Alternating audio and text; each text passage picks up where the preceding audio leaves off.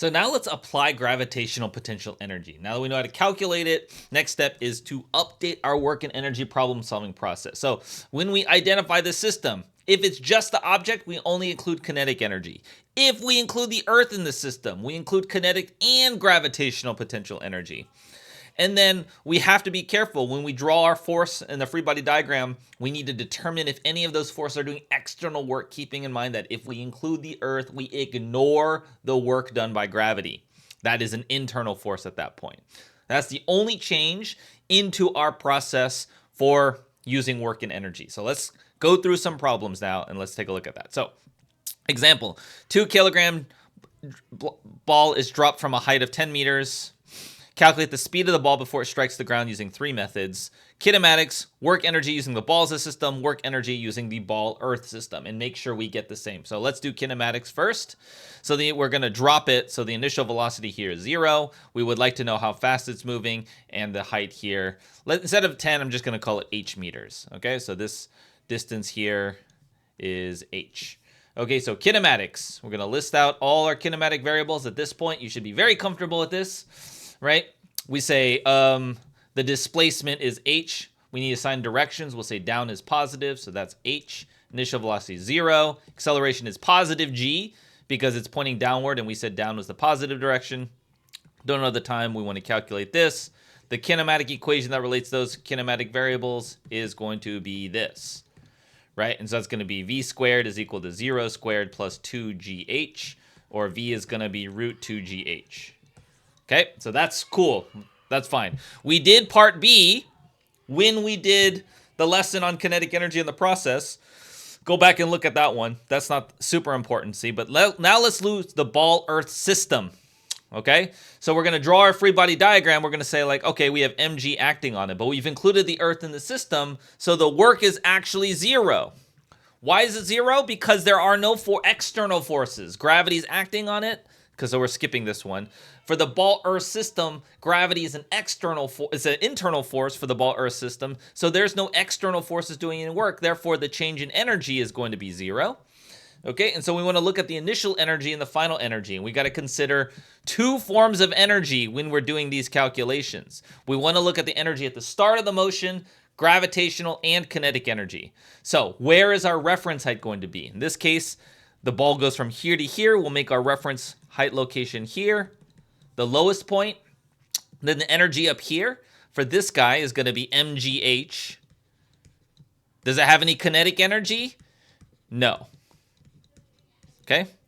At the very bottom down here, because of h equals 0, it has no gravitational potential energy, but it does have some kinetic energy at this point. Okay, and because the change in energy is 0, that means the final minus the initial, right? This is our equation here.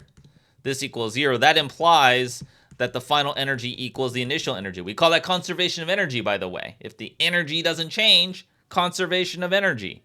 Okay, and that just happens when the work is 0. So then we just say the initial energy, right side is mgh. The left side is 1/2 mv squared. Okay, the m's cancel, multiply by 2, and take the square root. And we get the same answer here.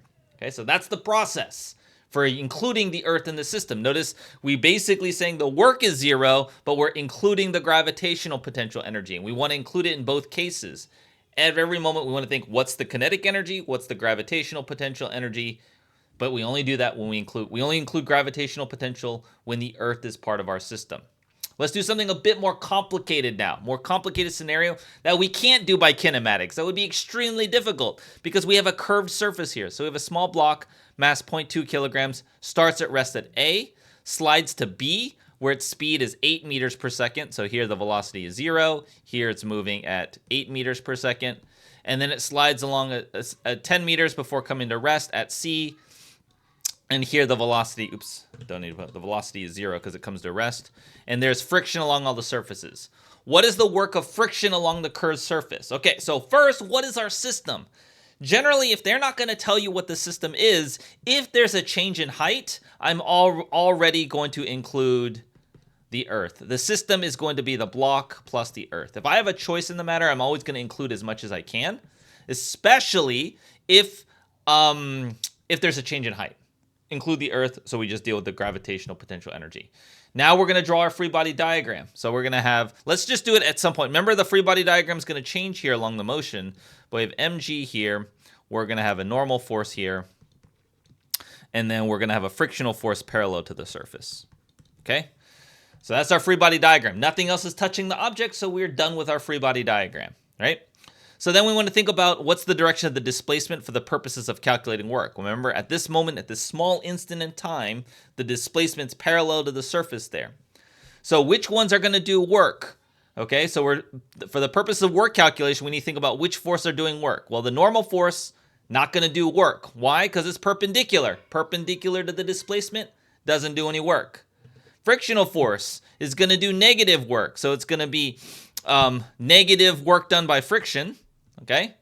Or we could just say work done by friction. Gravity is not going to do any work because it's internal to our system, right? We've included the Earth in the system, so we don't need to worry about gravity. So the only force doing friction, it's going to be negative, by the way. I won't put the negative sign, but the only work is going to be the work done by friction.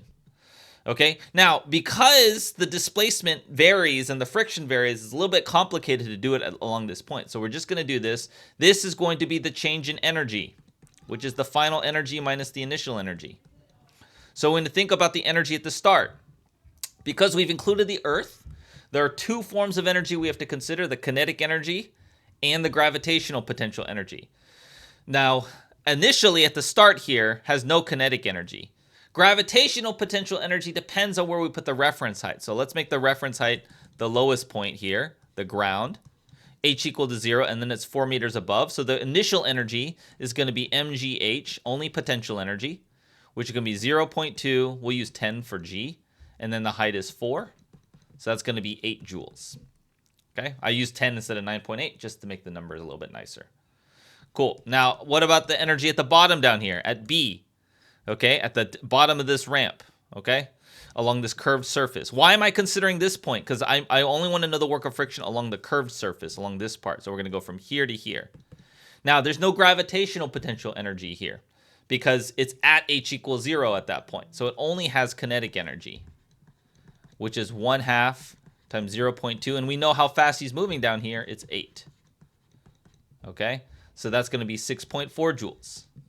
Now let's apply our work as a change in energy. The work done by friction then is going to be the final energy minus the initial energy, and that's going to be negative 1.6 joules. And it makes sense that it is negative. That's reasonable, given that the force of friction is pointing opposite the direction of the displacement. So it makes sense that work would be doing negative. The work would be negative because the vectors are pointing opposite directions there. What is the coefficient of kinetic friction along the horizontal surface? Let's go ahead and stick to the vein of work and energy here. Now, system, during this motion here, we can, because there's no change in height, we don't necessarily have to include the Earth, but let's go ahead and include the Earth anyway, because we have a choice, and we'll just show you why it doesn't matter. So let's think about, during this motion, what are the forces acting on it? Well, we have mg, we have a normal force, and then we're going to have a friction going this way because it's slowing down. It's going to come to a stop, right? Now, in this case, the displacement is actually, during this motion, is just to the right. So gravity and normal force don't do any work because they're perpendicular to the displacement anyway. Gravity is not going to do any work because we've included the Earth in the system. But anyway, because there's no change in height, because the displacement is perpendicular to gravity anyway, it's also going to be 0. Normal force not going to do any work because it's also perpendicular to the displacement. So again, we have a scenario where the work is only the work done by friction. Now in this case, we actually can calculate it because it's not changing directions.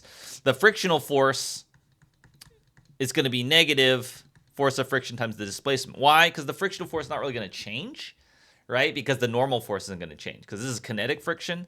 So we'll get into there in a moment. But we want to look at the initial energy, the energy at the start. Again, if we make this h equals 0 for the gravitational potential energy, we only have kinetic energy. So it's 1/2 times 0.2 times 8 squared, which is the 6.4 joules. And at the very end, again, when it's over here, the block's over here, gravitational potential energy is still 0. Kinetic energy is 0 because it came to a rest, so it's just going to have 0 joules here. So then if we look at our work as the change in energy, we have negative force of friction times the displacement, Well, the displacement is to the right in this case. It's just from there to there, 10 meters to the right.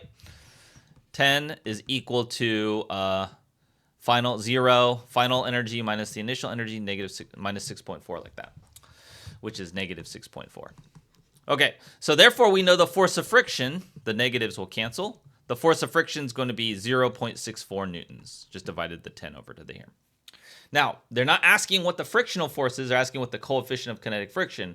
We know that this is mu times the normal force. And if we look back at our free body diagram, the acceleration is horizontal. The acceleration points to the left. So in the vertical direction, the forces can't, the net force has to be 0. Therefore, we know that Fn minus mg has to equal 0. This is B doing F net equals ma, right, from unit 2. We know there's no vertical acceleration. This is the y direction here. So the normal force is equal to mg. So then this is mu times m times g, which is mu times 0.2 times g of 10, right? And that's equal to mu times 2. And then you divide the 2 over, you get mu is 0.32, like that. Okay, so that's how we put that system together. Same process, exact same thing you want to do. You want to identify the energy. And so when you're doing this process, make sure you are comfortable doing at this, especially this. If you struggle with this part or struggle with this free body diagram part, it's going to mess you up a lot. So unit 2 is super critical that you know how to draw a free body diagram, because that's important to understand the work calculation. Okay.